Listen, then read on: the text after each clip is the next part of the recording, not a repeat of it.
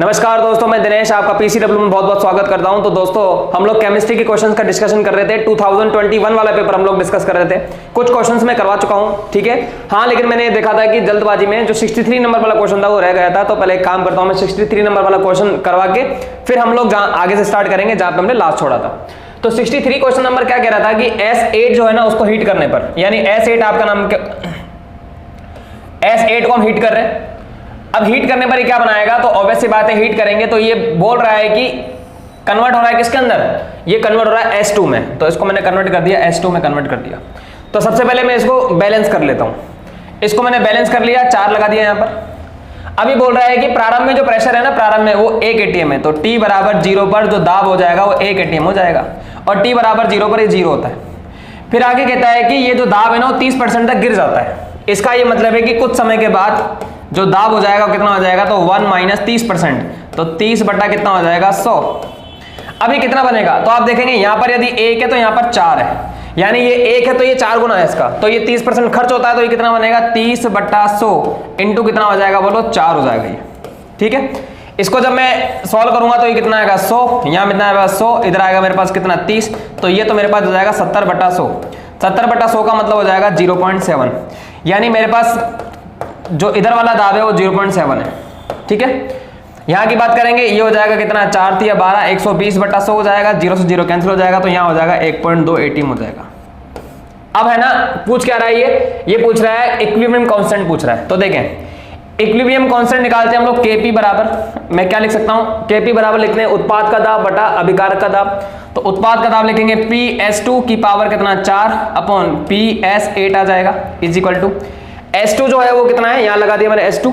तो S2 की जो वैल्यू होगी वो कितनी होगी, S2 की जो वैल्यू होगी कितनी होगी, वो हो जाएगी 1.2 की पावर कितना हो जाएगा, 4 अपॉन नीचे रखेंगे अपन S8 का मान कितना है, 0.7, यहां आ जाएगा 0.7। अच्छा, साथ ही साथ हम यूनिट भी रखेंगे, इसकी यूनिट जो है ATM है, तो ATM की पावर 4 हो जाएगा। तो यहां तो मैंने लिख दिया ATM की पावर 4 अपॉन नीचे के लिखूंगा मैं ATM ओनली। क्यों, क्योंकि देखो यहां पर 4 है, यहां पर 1 है, इस ATM से एक ATM कैंसिल हो गया। जब मैं इसको सॉल्व करूंगा तो ये करीब करीब कितना आएगा, देखते हैं। ये हमने किया 1.2 × 1.2 × 1.2 × 1.2, तो ये इसको सॉल्व करेंगे तो ये तो कितना आएगा 2.0, यहाँ कितना बचेगा 736 अपॉन, इसको मैं डिवाइड किससे कर रहा हूँ, 0.7 से। इसको जब मैं 0.7 से डिवाइड करूंगा तो ये मेरे पास Kp का जो मान आ जाएगा वो कितना आ जाएगा, तो ये मेरे पास आएगा करीब करीब 2.96, और यूनिट जो आ जाएगी कितनी आ जाएगी, यूनिट आ जाएगी ATM की पावर कितना आ जाएगा, क्यूब। यानी ओवरऑल आंसर की यदि मैं बात करूं तो Kp बराबर मेरे पास कितना आ जाएगा 2.96, ATM की पावर कितना आएगा मेरे पास 3 आएगा, ये फाइनल आंसर आएगा मेरे पास, ठीक है। देखते हैं ऐसा कोई आंसर दिया हुआ है कि 2.9608, ठीक है। तो 2.96 ATM की पावर क्यूब, तो ये हो जाएगा 2.96 ATM की पावर क्यूब। दो आंसर है होने को, तो ठीक है, ये भी 2.96 है, ये भी 2.96 है, लेकिन ATM की पावर क्यूब क्यों लगा रहे, समझ गया ना, क्योंकि S8 जो हो रहा है वो किस में कन्वर्ट हो रहा है, 4S2 में। तो Kp बराबर जो जाएगा वो कितना आ जाएगा, प्रेशर ऑफ S2 की power 4 upon pressure of S8 हो जाएगा ना। तो यहाँ रखेंगे अपन ATM की पावर 4, यहाँ रखेंगे अपन कितना ATM से ATM कैंसिल हो जाएगा, तो यहाँ बचेगा ATM की पावर कितना बचेगा, 3 बचेगा, ये आंसर आएगा, ठीक है। चलिए बढ़ते हैं हम लोग अब उस क्वेश्चन की तरफ जो हमने लास्ट में छोड़ा था। देखिए, अब 63 मैंने करवा दिया, तो मैंने छोड़ दिया था। अब हम लोग स्टार्ट कर रहे हैं, जो क्वेश्चन नंबर था हमारा, कहाँ छोड़ना था, कहाँ लिया था यहाँ, हाँ, तो मैंने ये तो करवा दिया था, 79 करवा दिया था। Now we are going to discuss 80 number question. हम लोग 80 नंबर क्वेश्चन की तरफ बढ़ रहे हैं। 80 नंबर क्वेश्चन क्या बोल रहा है कि एक सॉल्यूशन जो है वो किससे बनाया जा रहा है, 30 ग्राम अननोन कंपाउंड है। तो 1 विलियन का जो निर्माण है वो किससे हो रहा है, 3 ग्राम अननोन कंपाउंड है, और 120 ग्राम जो है वो एसीटोन है। यानी विलियन का जो निर्माण है इन दोनों से मिलाकर हो रहा है, ठीक है, 313 केल्विन पर हो रहा है। The vapour pressure of pure acetone, यानी शुद्ध अवस्था में एसीटोन का जो प्रेशर है ना वो कितना दिया हुआ है, तो शुद्ध अवस्था में एसीटोन का प्रेशर दिया हुआ है 0.826 atm दिया हुआ है, ठीक है। और एसीटोन का सॉल्यूशन का वेपर प्रेशर कितना दिया हुआ है, यानी मैं लिख देता हूं टोटल प्रेशर जो कितना दिया हुआ है 0.801 atm दिया हुआ है, ठीक है। पूछ क्या रहा है, मोलर मास पूछ रहा है, यानी उस m पूछ रहा है उसका, ये है। तो अब क्या करेंगे, देखिए हम लोग क्या करते हैं, इसको हम सॉल्व करेंगे तो हमारे पास क्या आएगा, P0, हमारे पास फॉर्मूला होता है P0 माइनस PT अपॉन कितना आएगा, P0A इज इक्वल टू मेरे पास कितना होता है x ऑफ B, जिसको हम लोग कहते हैं राउल्ट का नियम। क्या कहते हैं इसको हम लोग, राउल्ट्स लॉ, इसको हम कहते हैं राउल्ट्स लॉ। अब इसको मैं सॉल्व करता हूं, तो सॉल्व करें तो कितना आएगा P0A माइनस का PT अपॉन कितना बचेगा P0A आप लोगों को सबको पता है कि एक्स बी को अपन क्या लिख सकते हैं, एक्स बी को लिख सकते हैं N B upon N A plus N B, ये सबको पता होगा। जहां पर एन बी जो होता है वो किसके मोल होते हैं, विलेय के मोल। एन बी बराबर किसके मोल होते हैं, विलेय के मोल। और एन ए बराबर जो होते हैं किसके मोल होते हैं, विलायक के मोल। किसके मोल होते हैं, विलायक के मोल होते हैं। ठीक है, जब हम लोग इस सभी को फॉर्मूले को फॉर्म में रखेंगे, इसको हटा देता हूं एक बार। तो फॉर्मूला मैंने क्या बताया था, पी नॉट ए माइनस पी टी अपॉन कितना, पी नॉट ए बराबर एक्स बी को मैं लिख सकता हूं एन बी अपॉन कितना लिख सकता हूं, एन ए प्लस क्या लिख सकता हूं मैं, N B. P naught A का मान दिया हुआ है, शुद्ध अवस्था में वाष्प दाब हमारे को दिया हुआ है कितना, शुद्ध अवस्था में वाष्प दाब दिया हुआ है 0.826 माइनस टोटल प्रेशर भी हमारे को दिया हुआ है 0.801 अपॉन फिर से पी नॉट है, शुद्ध अवस्था में वाष्प दाब भी कितना दिया हुआ है 0.826 बराबर। एनबी का मान रखना है। एनबी क्या होता है, एनबी जो है वो विलेय के लिए, तो विलेय की ग्राम में मात्रा देखिए कितनी, 30।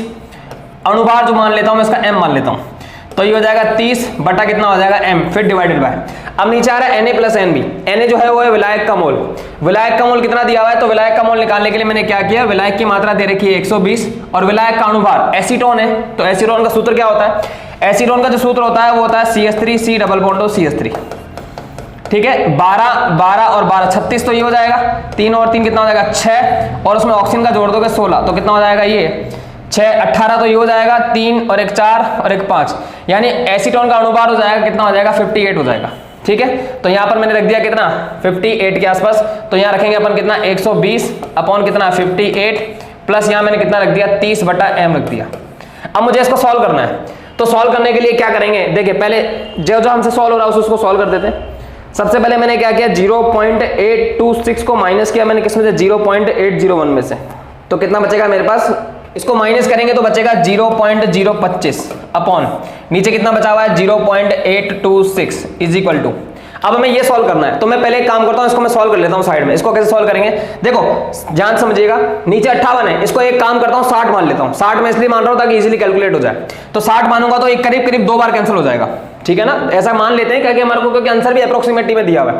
अब अगर मैं इसको सॉल्व करूंगा तो मेरे पास यहाँ लिखा हुआ है 30 बटा एम, और यहाँ मेरे पास कितना लिखा हुआ है, इधर लिखा हुआ है मेरे पास 2 + 30 बटा एम लिखा हुआ है। मैंने एलसीएम ले लिया एम, ऊपर कर देता हूं, चलो मैं एक बार इसको, क्या लिखा हुआ था हमारे पास, इसको मैं सॉल्व कर रहा हूं 30 बटा एम, फिर हमारे पास क्या लिखा हुआ था, यहाँ माना था 2 प्लस इधर मैंने माना था कितना 30 बटा एम, तो यहाँ मैं मान लेता हूं 30 बटा एम डिवाइडेड बाय, इधर मैंने ले लिया एलसीएम एम, 2 को एम से मल्टीप्लाई करो कितना आएगा 2m प्लस एम से एम कैंसिल हो जाएगा, कितना बचेगा 30, इस एम से एम कैंसिल हो गया, तो मेरे पास कितना बचेगा 30 अपॉन ये बचेगा मेरे पास कितना 2m प्लस कितना बचेगा 30। ये तो राइट वाली वैल्यू को सॉल्व करने पर आया, और लेफ्ट वाली वैल्यू क्या थी मेरे पास, वो थी 0.826 माइनस कितना 0.801 और नीचे फिर से कितना था 0.826। अब इन दोनों वैल्यू को मैं बराबर कर देता हूं, तो बराबर करूंगा तो क्या बचेगा मेरे पास, देखें हमारे पास कितना था 30 अपॉन 2m प्लस मेरे पास कितना था 30 बराबर यहाँ था 0.826 माइनस 0.801 अपॉन यहाँ कितना था 0.826। ठीक है, सॉल्व करते हैं इसको, सॉल्व करेंगे तो कितना आएगा 30 बटा यहाँ मेरे पास कितना बचेगा 2m प्लस 30 बराबर 0.826 में इसको माइनस करेंगे तो 0. कितना आया था 0.025। ठीक है, डिवाइडेड बाय नीचे कितना बचेगा 0.826, यहां से पॉइंट हटाएंगे, यहां से पॉइंट हटाएंगे, ऊपर 3 0 मल्टीप्लाई करेंगे, नीचे 3 0 डिवाइड करेंगे, तो 1000 से 1000 मेरा कैंसिल हो गया। ठीक है, तो यहां मेरे पास कितना बचेगा 30 अपॉन कितना बचेगा 2m प्लस मेरे पास बचेगा 30 इज इक्वल टू यहां मेरे पास कितना बच जाएगा 25 बटा और यहां हो जाएगा मेरे पास कितना 826। पक्षांतरण करते हैं इसको इधर मल्टीप्लाई करते हैं तो कितना आएगा 30 इंटू कितना आएगा 826 फिर इज इक्वल टू फिर इसको यहां मल्टीप्लाई करते हैं तो 25 और ब्रैकेट में कितना आएगा मेरे पास 2m प्लस कितना बचेगा 30।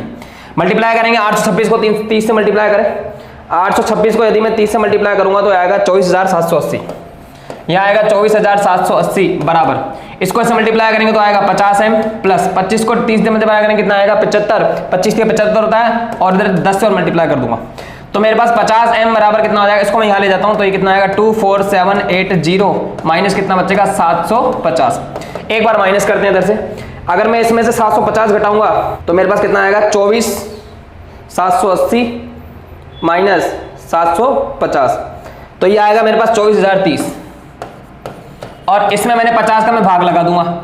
जैसे मैं 50 का भाग लगाऊंगा तो मेरे पास आंसर कितना आएगा 50 का भाग लगाने पर एग्जैक्ट जो आंसर आएगा वो मेरे पास कितना आएगा 480 के आसपास आएगा। ये अनुभार आएगा उसका, तो 480 वाला कोई आंसर है क्या? हाँ बिल्कुल, बी वाला आंसर है 480। मैंने कुछ नहीं किया, थोड़ा कैलकुलेशन लंबी है मानता हूं। फॉर्मूला ये लगाना P naught A minus P T upon P naught is equal to X B. ये होता है राउल्ट का नियम, चैप्टर जो है हमारा 12th क्लास का सेकंड चैप्टर जिसका नाम है विलेन, उसमें से आया हुआ सवाल है। हाँ थोड़ी कैलकुलेशन हार्ड है क्योंकि इस चैप्टर से कैलकुलेशन वैसे भी हार्ड ही होती है, ठीक है, समझ आ गया होगा। चलिए बढ़ते हैं नेक्स्ट क्वेश्चन की तरफ। अगला क्वेश्चन क्या बोल रहा है कि density of 2.5% by mass solution. इसका मतलब क्या है? इसका मतलब है आपके पास 100 ग्राम विलेन है। क्या है आपके पास? 100 ग्राम विलेन है। उसमें विले जो है ना, विले वो कितना ग्राम है? विले उसमें विले जो है वो मेरे पास 2.4 ग्राम है, ठीक है। पूछ कह रहा है ऑस्मोटिक प्रेशर। हमें पता है पाई वी बराबर जो होता है वो कितना होता है? NST होता है। ये फॉर्मूला आपने पढ़ा होगा, ऑस्मोटिक प्रेशर का फॉर्मूला होता है। पहले वी निकाल लेता हूं। हमको पता है कि डेंसिटी ऑफ सॉल्यूशन जो होती है यानी विलेन का जो घनत्व होता है वो किसके बराबर होता है? मास ऑफ सॉल्यूशन, यानी विलेन की मात्रा अपॉन वॉल्यूम ऑफ सॉल्यूशन।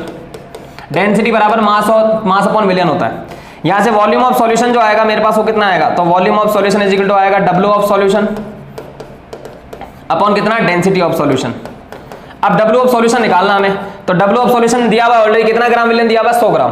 तो 100 ग्राम तो विलेन होगा अपॉन 100 ग्राम में लगा देता हूं अपॉन घनत्व दिया हुआ कितना? घनत्व दिया हुआ 0.045 ग्राम पर सीसी। सीसी का मतलब क्या होता है? सेंटीमीटर क्यूब होता है सीसी का मतलब। तो यहां से वॉल्यूम ऑफ सॉल्यूशन जो आएगा मेरे पास वो कितना आएगा? Volume of solution is equal to कितना आएगा मेरे पास? 100 ग्राम अपॉन यहां बचेगा 0.045, यहां बचेगा ग्राम इनटू सीसी मतलब ml ही होता है बेसिकली। तो यहां पर मैं ml लिख देता हूं इसको। ग्राम से ग्राम कैंसिल हो गया तो मेरे पास वॉल्यूम ऑफ सॉल्यूशन जो आ जाएगा वो मेरे पास कितना आ जाएगा? ये आ जाएगा 100 बटा 0.045 इंटू 1 ml में आपको सबको बताया कि 1 लीटर जो होता है वो 10 की घात -3, 1 लीटर में 1000 ml होता है, कहने का मतलब ये। तो 1 ml जो हो जाएगा मेरे पास कितना हो जाएगा? 10 की घात -3 लीटर हो जाएगा। तो यहाँ पर मैं ml का मान रखूंगा कितना? 10 की घात -3 लीटर रखूंगा। इसको सॉल्व करूंगा तो मेरे पास कितना आएगा? देखें पॉइंट हटाऊंगा, 3 जीरो लगाऊंगा, 3 जीरो से 3 जीरो कैंसिल हो गया। ऊपर बचेगा मेरे पास कितना? 100, नीचे बचेगा मेरे पास कितना? 45। तो 100 बटा 45 कितना हो गया? 100 बटा 45 हो गया करीब करीब 2.2। यानी मेरे पास आयतन जो आ गया ना, आयतन वॉल्यूम ऑफ सॉल्यूशन वो करीब करीब 2.2 लीटर के आसपास आ गया। अब फॉर्मूला लगाते हैं।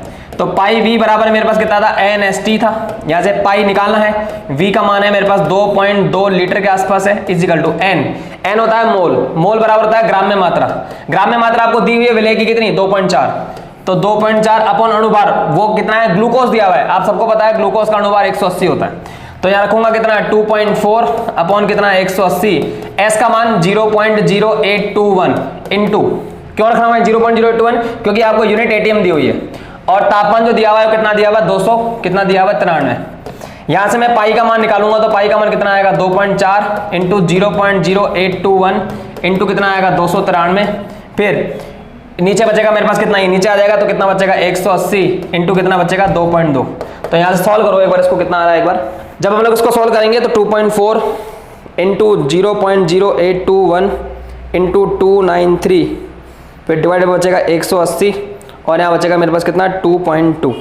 इसको सॉल्व करने पर आ रहा है 0.145 के आसपास। कितना आ रहा है?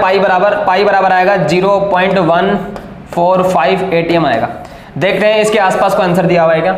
0.145 पहला वाला आंसर हो जाएगा, दिया हुआ भी A, ठीक है ना। कुछ नहीं करना, पाई बराबर CST लगाना है, बस वॉल्यूम का विषय ध्यान रखना है। वॉल्यूम निकालने का फॉर्मूला क्या होता है ना? डेंसिटी बराबर मास अपॉन वॉल्यूम। बाकी सब कुछ इजी है, कोई दिक्कत नहीं है। चलिए नेक्स्ट क्वेश्चन की तरफ बढ़ते हैं।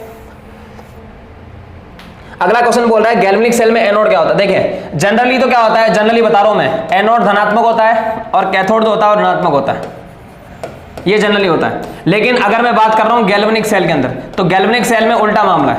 गैल्वेनिक सेल में एनोड जो होगा ना वो माइनस होगा और कैथोड जो होगा वो कैसा माना जाता है? प्लस होता है, ठीक है। गैल्वेनिक सेल का दूसरा नाम वोल्टिक सेल भी होता है, इसी का हम दूसरा नाम डैनियल सेल भी यूज करते हैं। तो सभी इसी के नाम है, डैनियल सेल, गैल्वेनिक। तो एनोड तो कैसा हो जाएगा? माइनस, और कैथोड कैसा हो जाएगा? बोलो प्लस। माइनस और प्लस, पहले नेगेटिव फिर पॉजिटिव, यही आंसर आ जाएगा, ठीक है। चलिए नेक्स्ट क्वेश्चन की तरफ बढ़ते हैं। अगला कह रहा है इथाइल इथेनॉइड का हाइड्रोलाइसिस करवाएंगे। इथाइल इथेनॉइड कुछ इस तरीके से बना लेते हैं हम। इथाइल इथेनॉइड का अगर मैं हाइड्रोलाइसिस कराऊंगा कौन से मीडियम में, समझिएगा ध्यान से, मैंने पहले भी बता रखा है प्रोसेस। अगर इथाइल इथेनॉइड का एसिडिक मीडियम में हाइड्रोलाइसिस होता है तो उसका ऑर्डर जो होता है वो 1 माना जाता है, यानी कोटि 1 मानी जाती है।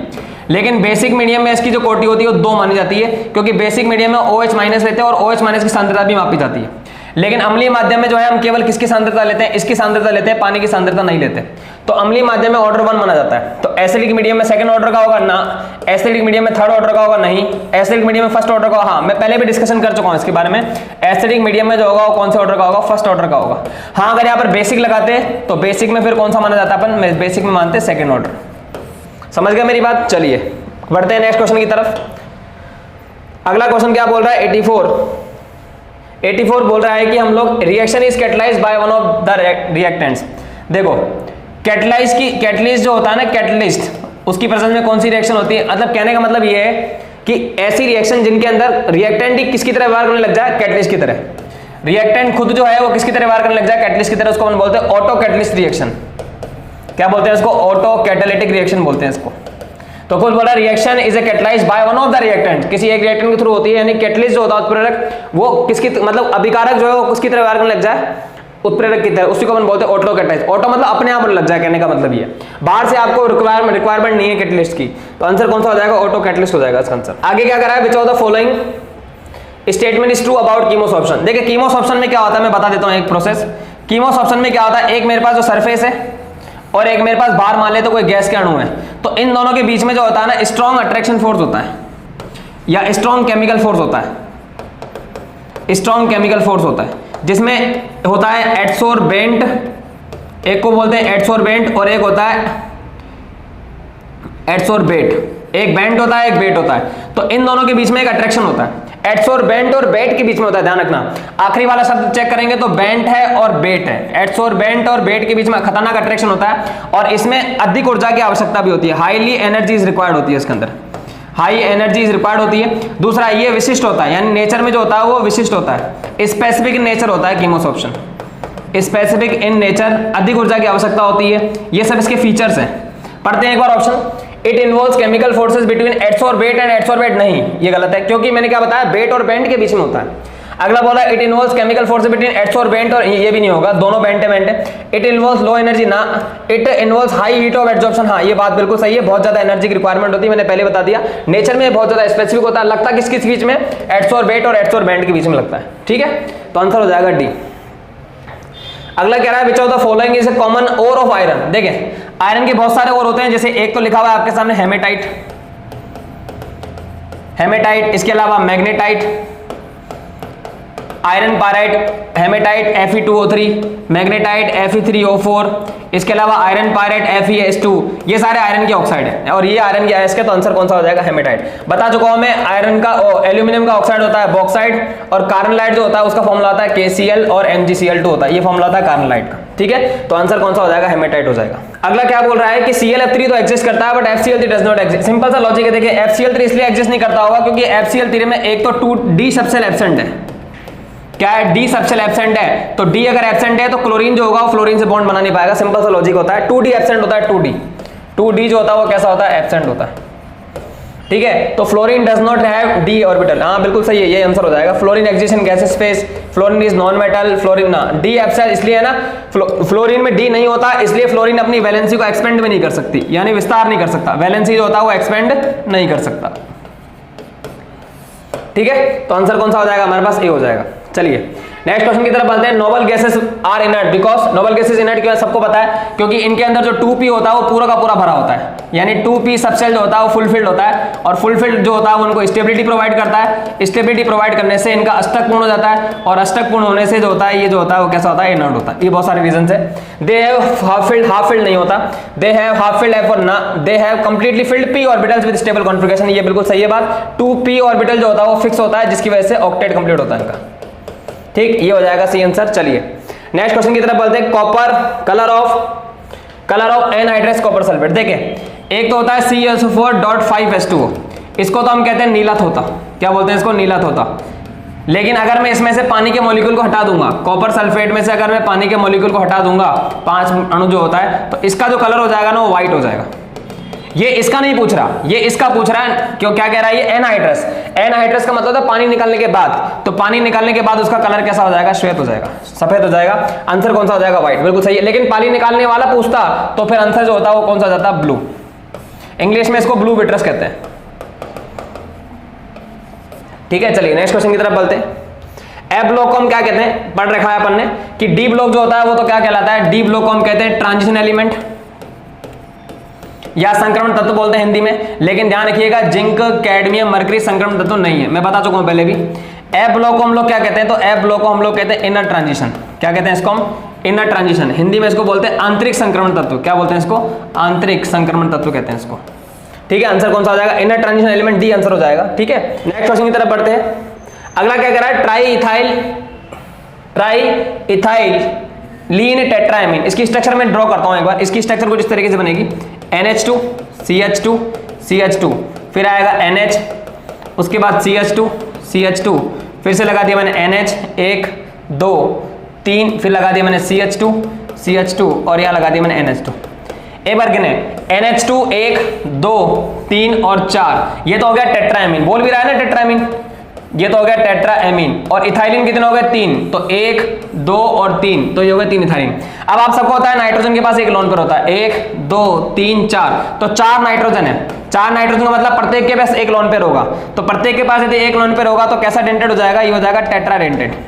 अगर एक लोन पेयर होता है तो मोनोडेंटेड, 2 होता है तो बाइडेंटेड, 3 होता है तो ट्राइडेंटेड, 4 होगा तो कितना हो जाएगा, टेट्राडेंटेड। ठीक है, आंसर हो जाएगा कौन सा हो जाएगा, टेट्राडेंटेड हो जाएगा। चलिए नेक्स्ट क्वेश्चन क्या है हमारे पास, ये कह रहा है कि सिस्टमेटिक नेम ऑफ, इसका नेम क्या है, देखिए नेम क्या है, PTCl2 और यहाँ लगा रखा है मैंने NH3, यहाँ लगा रखा है 4 ब्रैकेट क्लोज और यहाँ लगा देगा मैंने फ्लेम। ये लिगेंड है, ये लिगेंड है। पहले इसका नाम लिखेंगे तो इसका नाम क्या हो जाएगा, टेट्रा, फिर लगाएंगे हम लोग क्या, एमीन, टेट्रा एमीन, फिर आएगा डाइक्लोरो, धनायन है तो इसका मतलब इस पे क्या होगा, प्लेटिनम।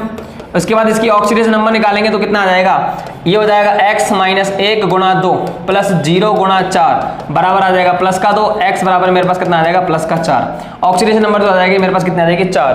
तो आंसर कितना आ जाएगा, आंसर मेरे पास आ जाएगा tetra amine dichloro platinum, tetra amine dichloro platinum. देखते हैं, टेट्रा एमीन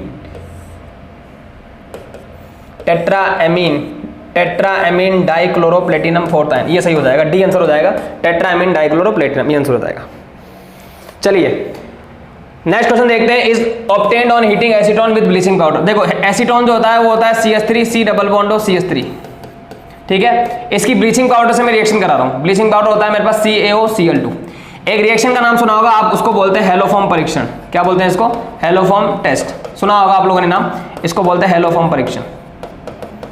हेलोफॉर्म परीक्षण में क्या होता है, कोई एक CH3 जो होता है ना वो किस में बदल जाता है, तो वो हेलोफॉर्म में बदल जाता है। तो अगर यहाँ पे Cl ले रखा है तो बनने वाला उत्पाद कौन सा हो जाएगा, CHCl3, यानी बनने वाला उत्पाद जो हो जाएगा वो मेरे पास क्या हो जाएगा, क्लोरोफॉर्म हो जाएगा। क्या हो जाएगा, क्लोरोफॉर्म। CH3 जो होता है वो किस में बदल जाएगा, CHCl3 में बदल जाएगा। ठीक है, तो हो जाएगा मेरे पास कितना, क्लोरोफॉर्म। तो आंसर हो जाएगा ए, इसको बोलते हैं हेलोफॉर्म रिएक्शन। अगला क्या कह रहा है, toluene reacts with in the presence of FeCl3। देखो सिंपल सा लॉजिक है, अगर टोलुइन जो है, टोलुइन जो है, टोलुइन को बोलते हैं CH3, ये किससे रिएक्शन करता है, chlorine in the presence of FeCl3। Chlorine और FeCl3 से रिएक्शन करेगा तो आपको सबको पता है कि ये जो होता है इसका इफेक्ट कौन सा होता है, प्लस H इफेक्ट होता है। तो बनेगा क्या, ये अटैक जो होगा Cl+ वो ऑर्थो पर भी अटैक करेगा और पैरा भी अटैक करेगा। तो एक प्रोडक्ट तो मेरे पास क्या बनेगा, एक प्रोडक्ट तो बनेगा मेरे पास क्या, CH3Cl प्लस दूसरा प्रोडक्ट जो बनेगा वो मेरे पास क्या बन जाएगा, CH3 और यहाँ पर मेरे पास कितना आ जाएगा, Cl। तो ऑर्थो पैरा वाला बन जाएगा, mixture of ortho and para nitro भी बन जाएगा। ठीक है, डी आंसर हो जाएगा इसका। चलिए नेक्स्ट कॉन्सेप्ट है कि फिनॉल जो होता है ना वो एसिडिक होता है। क्यों, एक लॉजिक आपको पता होगा कि फिनॉल जो होता है अपना H+ आयन रिलीज करने के बाद, फिनॉल जब अपना H+ आयन रिलीज करता है तो वो क्या बनाता है, O- और यहाँ क्या निकलता है, H+।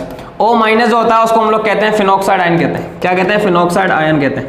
और फिनॉक्साइड आयन जो होता है वो स्टेबल होता है। स्टेबल किसकी वजह से होता है, कॉन्जुगेशन, या फिर इसको बोलते हैं अनुनाद। तो अनुनाद की वजह से स्टेबल होता है, इसलिए फिनॉक्साइड आयन जो होता है वो इसकी अम्लीय सामर्थ्य को शो करेगा। आंसर कौन सा हो जाएगा, फिनॉक्साइड आयन। ठीक है, अगला क्या कह रहा है हमारे पास, ये एक अच्छा क्वेश्चन है, the most reactive derivatives of carboxylic acid. सुनना ध्यान से, एसिड हैलाइड तो होते हैं CH3 C डबल बॉन्ड और Cl होते हैं, ये एसिड हैलाइड होते हैं। एमाइड जो होते हैं वो क्या होते हैं, वो होते हैं CH3 C डबल बॉन्ड और NH2 होते हैं। इसके अलावा एस्टर जो होते हैं आपको पता है क्या होता है, CH3 C double bond O और यहाँ लगा दिया मैंने CH3। और मान एसिड एनहाइड्राइड जो होते हैं वो ये हो जाएंगे CH3 C double bond O फिर O, इस तरीके से मॉलिक्यूल होता है OCH3, ये मॉलिक्यूल होगा। अब सिंपल सा लॉजिक देखिए क्या होता है, होता ये है कि क्लोरीन का आपको सबको पता है कौन सा इफेक्ट होता है, -I इफेक्ट। अमोनिया के पास लोन पेयर है तो +M इफेक्ट होता है, इसके पास भी लोन पेयर है तो ये होता है +M इफेक्ट, और इसके पास भी लोन पेयर है तो इसका इफेक्ट कौन सा होता है, +M इफेक्ट होता है। मतलब कहने का मतलब ये है कि कार्बोनिल यौगिकों की क्रियाशीलता वह बढ़ाएगा, कार्बोनिल की जो क्रियाशीलता है वह यौगिक बढ़ाएगा जिसके पास ज्यादा से ज्यादा क्या हो, -I और ज्यादा से ज्यादा -M हो। ठीक है, जिनके पास -I और -M ज्यादा वह जो कार्बोनिल यौगिक है ज्यादा। कार्बोनिल यौगिक का मतलब क्या होता है, जिसके पास सिंपल सी लॉजिक है, जिसके पास कौन सा ग्रुप हो, C डबल बॉन्ड ग्रुप हो, उसको हम कार्बोनिल यौगिक कह सकते हैं। तो कार्बोनिल यौगिकों की क्रियाशीलता का जो बढ़ाने का श्रेय होता है वो किसको दिया जाता है, -I और -M को। आप देखेंगे ये +M है, ये क्रियाशीलता को कम कर रहा है, ये भी +M है, ये भी क्रियाशीलता को कम कर रहा है, ये भी +M है, ये क्रियाशीलता को कम कर रहा है, लेकिन ये -I इफेक्ट लगा रहा है। तो -I जो होता है वो क्रियाशीलता को बढ़ा देता है। क्यों? क्योंकि -I इधर से इलेक्ट्रॉन खींचेगा, इलेक्ट्रॉन से खींचेगा तो इलेक्ट्रॉन इस तरफ शिफ्ट होंगे, जबकि +M इलेक्ट्रॉन इसको देगा तो क्रियाशीलता कम करेगा। ये इलेक्ट्रॉन खींच रहा है तो क्रियाशीलता को क्या करेगा, बढ़ाएगा। तो आंसर जो हो जाएगा कौन सा हो जाएगा, A हो जाएगा। बात समझ में आ रही है? ध्यान रखिएगा कि अच्छा कॉन्सेप्ट है ये कि कार्बोनिल यौगिक की क्रियाशीलता वो बढ़ाता है जिसके पास -M और -I वाले ग्रुप ज्यादा हो, +M वाले जो ग्रुप होते हैं वो कार्बोनिल यौगिक की क्रियाशीलता को क्या करते हैं, कम करते हैं। ठीक है, चलिए अगला क्वेश्चन क्या बोल रहा है, which of the following is polysaccharide. Polysaccharide आपको सबको पता होगा, सेल्यूलोज हो गया, इसके अलावा स्टार्च हो गया, ग्लाइकोजन हो गया, ये सारे के सारे जो होते हैं वो क्या होते हैं, ये सारे के सारे हमारे पास पॉलीसैकेराइड्स होते हैं। तो आंसर कौन सा हो जाएगा, starch and cellulose and starch, C answer हो जाएगा। ठीक है, चलिए नेक्स्ट क्वेश्चन की तरफ चलते हैं। अमीनो एसिड एग्जिस्ट, देखिए अमीनो एसिड बना रहा हूं मैं, एक अमीनो एसिड मैंने बनाया NH2 C, यहां लगा दिया मैंने सपोज करें R, यहां लगा दिया मैंने C डबल बॉन्ड OH और यहां लगा दिया मैंने H। आपको पता है कि अमीनो एसिड के अंदर क्या होगा, ये अपना H+ आयन त्यागेगा तो क्या बनाएगा NH3 प्लस, फिर यहाँ पर क्या आएगा C, इधर आएगा R, यहाँ पर आएगा H, फिर यहाँ आ जाएगा C डबल बॉन्ड O-। इसको एक ही यौगिक के प्लस भी और उसी यौगिक के माइनस है, इस प्रकार के आयन को हम कहते हैं ज्विटर आयन। क्या कहते हैं इसको हम, ज्विटर आयन कहते हैं, इस प्रकार के आयन को ज्विटर आयन। आंसर हो जाएगा ज्विटर आयन। देख लेते हैं एक बार ज्विटर आयन कोई है क्या, हाँ बिल्कुल दिया हुआ है। डबली चार्जेस, एक तो न्यूट्रल दिया हुआ है, एक डबली चार्ज ज्विटर आयन। डबली चार्ज का मतलब क्या है, एक ही यौगिक के प्लस है और दूसरे यौगिक पे क्या है, माइनस है, तो उसको बोलते हैं डबल चार्ज। और ये ज्विटर आयन बनाएगा तो न्यूट्रल, और हालांकि न्यूट्रल है लेकिन न्यूट्रल इस वजह से क्योंकि इसके पास प्लस भी और माइनस भी है, तो पर आंसर करेक्ट कौन सा जाएगा, डबली चार्ज वाला। ठीक है, डबली चार्ज ज्विटर आयन बनाता है ये। चलिए आगे क्या करा है, which of the following is natural orlon. देखिए सुने, आप सबको पता होगा सेल्यूलोज होता है, सेल्यूलोज ये एक नेचुरल पॉलीमर है, क्योंकि आप लोगों को पता होगा कि ज्यादातर प्लांट की जो सेल वॉल होती है वो सेल्यूलोज की बनी होती है और सेल्यूलोज की जो होता है वो नेचुरल होता है। बाकी नाइलॉन, ऑर्लोन, बेकेलाइट सब सिंथेटिक होते हैं। सिंथेटिक का मतलब होता है जिनको किन्होंने बनाया था, मानव ने बनाया था। ये सारे के सारे सिंथेटिक पॉलीमर है। ठीक है, तो आंसर कौन सा हो जाएगा, सी हो जाएगा इसका। लास्ट क्वेश्चन क्या, आर्टिफिशियल स्वेटनिंग जो होता है, आर्टिफिशियल स्वेटनिंग का यूज किसी में करते हैं, फूड प्रिजर्वेटिव में। ये तो एक सिंपल से केमिस्ट्री एवरी लाइफ से देखिए एक क्वेश्चन 100% आ रहा है, तो आप बेसिक है कि एक सिंपल सा एक रीडिंग मार लीजिए क्योंकि ज्यादा टफ क्वेश्चन नहीं आएगा। आर्टिफिशियल स्वेटनिंग का मतलब क्या होता है, स्वेटिंग मतलब जैसे आपने सुना होगा, कुछ के नाम बता देता हूं, सैकरीन हो गया, एस्पार्टम हो गया, ये सारे के सारे जो होते हैं ना ये आर्टिफिशियल स्वेटनिंग कहलाते हैं। सैकरीन, एस्पार्टम वगैरह जो हो गया, तो फूड प्रिजर्वेशन में इसका यूज करते हैं। ठीक है, तो ए आंसर हो जाएगा। चलिए ये पेपर जो होता है हमारा कंप्लीट होता है। ठीक है ना, अब हम लोग करेंगे नेक्स्ट क्लास में डिस्कशन। बहुत बहुत धन्यवाद।